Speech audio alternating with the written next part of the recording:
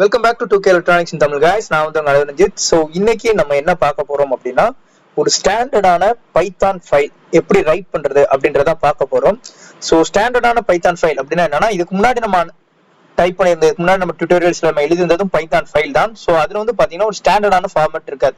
So அதுல முக்கியமான ஒன்று என்ன இருக்காதுன்னா, இந்த மெயின் ஃபங்க்ஷன் அதுல இருக்காது. ஸோ மெயின் ஃபங்க்ஷன் எதனால நம்ம யூஸ் பண்றோம் அப்படின்னா, ஒரு ஃபைல்ல எந்த இடத்துல இருந்து நம்மளோட ப்ரோக்ராமோட எக்ஸிகியூஷன் ஸ்டார்ட் ஆக போகுது அப்படின்றது நம்மளோட மெயின் ஃபங்க்ஷன்ல தான் தெரியும். ஸோ நம்ம எல்லாருக்குமே தெரிஞ்சிருக்கும், எல்லா ப்ரோக்ராமிங் லாங்குவேஜஸ்லயுமே ஒரு ஃபைலோட எக்ஸிகியூஷன் மெயின்ல இருந்தா ஸ்டார்ட் ஆகும். ஸோ ஒரு மெயின் ஃபங்க்ஷன் எப்படி நம்ம எழுதுறது ஒரு பைத்தான்ல அப்படின்றத நம்ம இதில் பார்ப்போம். ஸோ ஃபர்ஸ்ட் டெஃப், நீங்க பைத்தான்ல என்ன ஃபைல் எழுத போறீங்கனாலும் அதோட ரிட்டர்ன் டைப் நீங்க போடுறீங்கன்றது இம்பார்ட்டன்ஸ் இல்ல. ஃபர்ஸ்ட் டெஃப் அப்படின்றது அதோட சின்டாக்ஸ் டெஃப். தென் அது பக்கமா ஃபங்க்ஷனோட நேம், ஒரு ஓப்பன் பிராக்கெட் க்ளோஸ் பிராக்கெட். தென் நான் ஏற்கனவே முன்னாடி டியூட்டோரியல்ல சொல்லியிருக்கேன், ஒரு பிளாக் ஆஃப் கோட். ஸோ இப்போ நீங்க ஒரு ஃபங்க்ஷன் எழுத போறீங்கனாலும் அது ஒரு set of block of code தான். ஸோ அந்த கோட் நீங்க ஒரு பிளாக் அப்படின்னு நீங்க பைத்தான்ல சொல்லணும் அப்படின்னா நீங்க வந்து கோலன் வைக்கணும். ஸோ கோலன் வச்சு நீங்க என்டர் அழுத்தினீங்கனாலே ஒரு ஸ்பேஸ் தள்ளி தான் உங்களோட கர்சர் வந்து இருக்கும். ஸோ அதாவது ஒரு டேப் ஸ்பேஸ். ஸோ இந்த டேப் ஸ்பேஸ்க்கு கீழே நீங்க எழுதக்கூடிய எல்லாமே இந்த பிளாக்கு சொந்தமானது அப்படின்னு அர்த்தம். ஸோ இப்போ நான் இதுல ஒரு பிரிண்ட் எழுதுறேன். ஸோ ஒரு பிரிண்ட் எழுதியிருக்கேன், ஹாய். ஸோ பிரிண்ட் ஹாய்ன்னு போட்டிருக்கேன். ஸோ இந்த ஹாய் வந்து பாத்தீங்கன்னா இந்த பிளாக்கோடது, ஸோ மெயின் ஃபங்க்ஷனோடது. தென் இதுக்கப்புறமா நான் இன்னொரு பிளாக் எழுதுறேன் இந்த ஸ்பேஸ் இல்லாம. ஸோ இங்க ஹலோ அப்படின்னு நான் போட்டிருக்கேன். ஸோ இங்க நம்ம செமிகோலன் வைக்கணுன்ற அவசியம் இல்லை. ஸோ நம்ம இப்போ இதை ரன் பண்ணுவோம். ஸோ இப்போ பாத்தீங்க அப்படின்னா இந்த ஹலோ அப்படின்றது ஃபர்ஸ்ட் பிரிண்ட் ஆயிருக்கு. ஏன் அப்படின்னா இது வந்து மெயினுக்கு வெளியே இருக்கு. ஸோ இந்த கண்டிஷன் எப்போ ரீச் ஆகுதோ அப்போதான் நம்மளோட மெயினுக்குள்ள அது போகும். ஸோ ஃபர்ஸ்ட் இந்த கண்டிஷன் எப்போ செக் பண்ணுதோ அப்போதான் மெயின் ஃபங்க்ஷனோட கால் இங்க இருக்கு இல்லையா. ஸோ அப்போதான் இந்த மெயினுக்குள்ள போகும். ஸோ அந்த மெயினுக்குள்ள இருக்கிறது பிரிண்ட் ஆகும். ஸோ அதுக்கு முன்னாடி இந்த பிரிண்ட் இருக்கனால அது ஃபர்ஸ்ட் பிரிண்ட் ஆயிடுச்சு. தென் அதுக்கப்புறமா தான் இந்த ஹாய் பிரிண்ட் ஆயிருக்கு. ஸோ நம்ம இப்போ இந்த கண்டிஷனை மேலே போடுவோம். ஸோ இப்போ இந்த கண்டிஷனை மேலே போட்டுட்டோம். இப்போ நம்ம ரன் பண்ணோம் அப்படின்னா என்ன ஆகும் அப்படின்றத பார்ப்போம். ஸோ ரன் பண்ணோம் அப்படின்னா ஒரு எரர் வருது. ஏன் அப்படின்னா மெயின் இஸ் நாட் டிஃபைன்.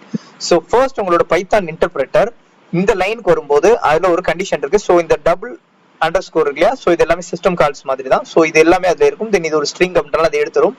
தென் கீழே வரும்போது பாத்தீங்கன்னா இந்த மெயின் அப்படின்ற லைனுக்கு வருது. ஸோ இந்த லைனுக்கு முன்னாடி வரைக்கும் மெயின்னா என்ன அப்படின்னு நம்ம பைத்தான் இன்டர்பிரேட்டர் தெரியாது. ஸோ இந்த இடத்துல ஒரு எரர் வருது. ஸோ இந்த எரரை நம்ம போக்கணும் அப்படின்னா ஃபர்ஸ்ட் நம்மளோட ஃபங்க்ஷன் டிக்ளரேஷன் தான் இருக்கணும். ஸோ ஃபர்ஸ்ட் எப்பவுமே இஃப் மெயின் வந்து கடைசியா தான் இருக்கணும். ஸோ இந்த நடுவில் இருக்கிறது நம்ம எடுத்து விட்டுருவோம். ஸோ இப்போ மெயின் இருக்கு இல்லையா. ஸோ இதே மாதிரி நம்ம இன்னொரு ஃபங்க்ஷன் டிஃபைன் பண்ண போறோம். ஸோ ஃபங்க்ஷன் அப்படின்னா என்னன்றதோட டெஃபினிஷன் பார்த்துரும். ஸோ ஒரு ஃபங்க்ஷன் அப்படின்னா ஒரு செர்டைன் பிளாக் ஆஃப் கோட் ஒரு குறிப்பிட்ட ஒர்க்கை மட்டும் பண்ண போகுது அப்படின்னா அதுதான் function.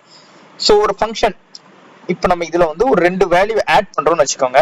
So a equal to 5, then b equal to 5, then c equal to a plus b அப்படின்னு நம்ம போட போறோம். ஸோ இது எல்லாத்துக்குமே ஒரு ஸ்பேஸ் இருக்கும். ஸோ a plus b இப்படி நம்ம போட்டுருக்கோம். ஸோ இது வந்து ஒரு அடிஷன் ஆப்ரேஷன். ஸோ இது வந்து ஒரு அடிஷன் ஆப்ரேஷன். இதுக்கப்புறமா நம்ம சம் செட் ஆஃப் கோட்ஸ் எழுத போறோம்.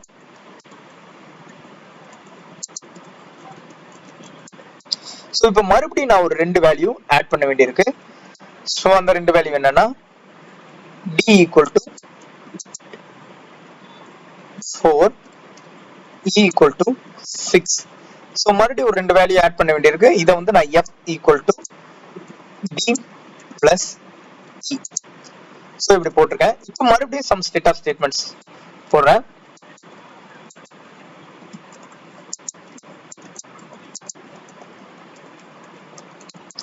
ஸோ இதே மாதிரி நான் ஒவ்வொரு வாட்டி போடும்போதும் ஒவ்வொரு வாட்டி எனக்கு அடிஷன் தேவைப்படும் போதும் நான் இந்த ஸ்டெப்ஸ் வந்து நம்ம ரிப்பீட் பண்ணிட்டே இருக்க வேண்டியதா இருக்கு. ஸோ இது வந்து எப்போ நார்மலா இருக்கிறது தான். ஸோ இந்த d plus e அப்படின்னு இருக்கு இல்லையா.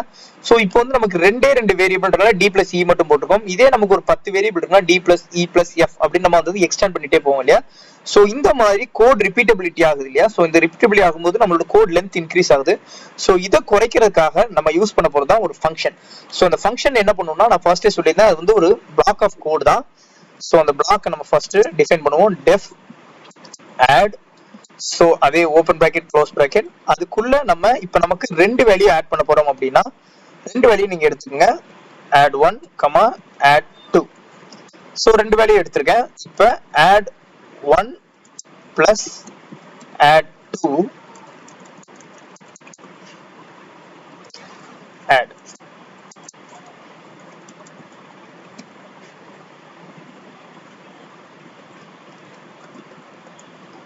ஓகே, ஸோ ஒரு பிளாக் அப்படின்னா நம்ம கோலன் வைக்கணும், கோலன் வச்சாச்சு. ஸோ இப்போ இதை நம்ம ரிட்டர்ன் பண்ணுவோம். So return added value.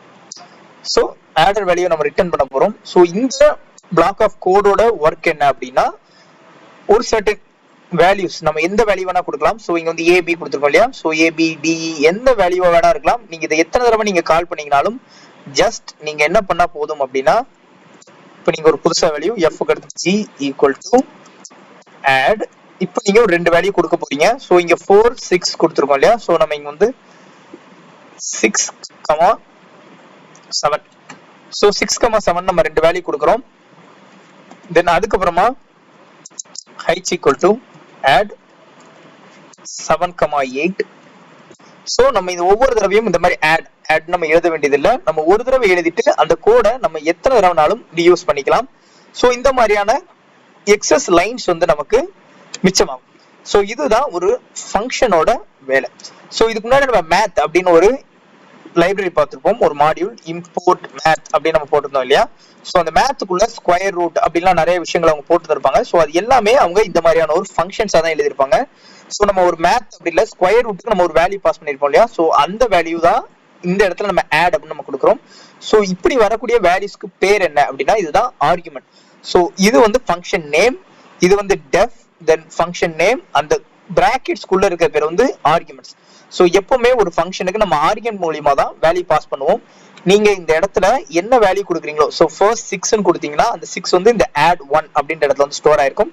நீங்க அதுக்கு அடுத்து கொடுக்கக்கூடிய வேல்யூ இந்த கமால இங்க வந்து ஸ்டோர் ஆயிருக்கும். ஒருவேளை நீங்க இங்க எக்ஸ்ட்ராவா ஒரு வேல்யூ கொடுத்தீங்க அப்படின்னா அந்த வேல்யூ என்ன ஆகுது அப்படின்னு நம்ம ரன் பண்ணி பார்ப்போம். ஸோ ஃபர்ஸ்ட் ரன் பண்ணோம் அப்படின்னா கீழே வந்து எரர் வந்துடும். என்ன வந்திருக்குன்னா add takes only 2 positional arguments. மொத்தம் addன்ற ஃபங்க்ஷன் நம்ம ரெண்டு தான் அங்க கொடுத்துருக்கோம். ஸோ அது வந்து ரெண்டு வேல்யூ தான் வாங்கும். மூணாவதா நீங்க கொடுத்துருக்கீங்க, ஸோ அதனால அந்த ஆர்குமெண்ட் என்னால வாங்க முடியல அப்படின்னு தான் சொல்லியிருக்கு. ஸோ எப்பவுமே ஒரு வேல்யூ கொடுக்குறீங்க அப்படின்னா ரெண்டு வேல்யூ கொடுத்துருங்க. இங்க ரெண்டு தான் நீங்க டிக்ளேர் பண்ணிருக்கனால ரெண்டு வேல்யூ கொடுக்கலாம். ஸோ இப்போ நம்ம இங்க இன்னொரு ஃபங்க்ஷன் எழுதுவோம், add 1, add 2, add 3.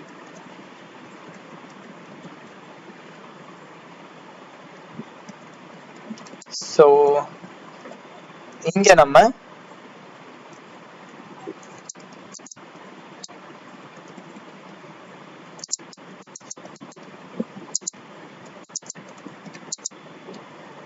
ஸோ இது ஒரு பிளாக் ஆஃப் கோட்.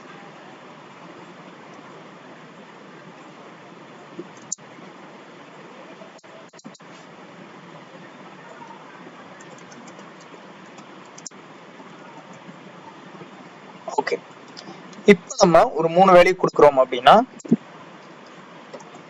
அது என்ன ஆகும் அப்படின்னு நம்ம பார்ப்போம்.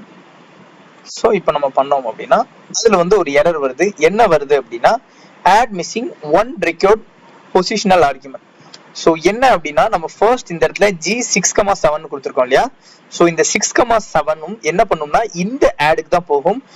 மெத்தட் ஓவர்லோடிங், அதாவது மெத்தட் ஓவர்லோடிங் ஒரு கான்செப்ட் வந்து அந்த கான்செப்ட்ல என்ன பண்ணோம், நம்ம ஒரு ரெண்டு ஃபங்க்ஷன் வேற ஆர்குமெண்ட்ஸ் வச்சு நம்ம கிரியேட் பண்ணிருக்கோம் அப்படின்னா ஃபர்ஸ்ட் இதுக்கு போகுமா இதுக்கு போக மாட்டது நம்பர் ஆஃப் ஆர்குமெண்ட் வச்சு டிசைட் பண்ணணும். நம்ம சி ஜாவால எல்லாம் படிச்சிருப்போம். ஸோ அந்த ஃபங்க்ஷனாலிட்டி இதுல வந்து கிடையாது. ஸோ அதுதான் இது சொல்லுது. நீங்க ஃபர்ஸ்ட் G6,7 கொடுத்தீங்கன்னா இப்போ ரெண்டு ஆர்குமெண்ட் இருக்கக்கூடிய இதுக்கு தான் போயிருக்கணும். பட் இதுக்கு போய் நீங்க ஒரு ஆர்குமெண்ட் மிஸ் ஆகுது அப்படி நமக்கு வந்திருக்கு. ஸோ மெத்தட் ஓவர்லோடிங் இந்த கான்செப்ட் இதுல கிடையாது. ஸோ அதை நம்ம எப்படி அச்சீவ் பண்றது அப்படின்றத நம்ம இதுக்கு அடுத்து வரதுல பார்ப்போம். ஸோ இப்போ நமக்கு அது தேவையில்லை. நம்ம நார்மலான ஒரு ஃபங்க்ஷன் எப்படி எழுதுது அப்படின்றத மட்டும் பார்ப்போம். ஸோ இப்படி நீங்க எழுதிட்டீங்க அப்படின்னா ஒரு நார்மலான ஃபங்க்ஷன். இப்போ அது என்ன பண்ணியிருக்கோம் அப்படின்னா ஹாய் தென் ஏன் இந்த ரெண்டு வேல்யூம் வரல அப்படின்னா நம்ம வந்து இதை பிரிண்ட் பண்ணல. ஸோ இதை நம்ம பிரிண்ட் பண்ணுவோம். Print G. ஓகே, தென் பிரிண்ட் ஹெச். ஸோ இப்போ நம்ம அதை ரன் பண்ணுவோம். ரன் பண்ணோம் அப்படின்னா 6 + 11 13, 7 + 8 15. ஸோ இந்த ரெண்டு வேல்யூஸும் நமக்கு வந்திருக்கும். ஸோ ஒரு ஃபங்க்ஷனோட முக்கியமான வேலை என்ன அப்படின்னா கோடை ரீயூஸ் பண்ணணும். ஸோ இந்த செட் ஆஃப் கோட் இருக்கு இல்லையா, நம்ம ஒவ்வொரு தடவையும் இந்த பிளஸ் சைன் போட்டு ஒரு அசைன்மெண்ட் போட்டு நம்ம ஆட் அப்படின்னு நம்ம போடணும்ன்ற அவசியம் இல்லை. அந்த அடிஷன் அப்படின்ற ஒர்க்கை நம்ம எத்தனை தடவை வேணுமோ அத்தனை தடவை ரீயூஸ் பண்ணிக்கலாம் இந்த ஃபங்க்ஷன் கால் வச்சு. ஸோ ஃபங்க்ஷன் டிஃபைன் பண்ணிட்டு நம்ம கால் பண்ற மூலியமா அந்த கோடை நம்ம ரீயூஸ் பண்ணிக்கலாம் அப்படின்றதான் ஒரு ஃபங்க்ஷனோட யூஸ்.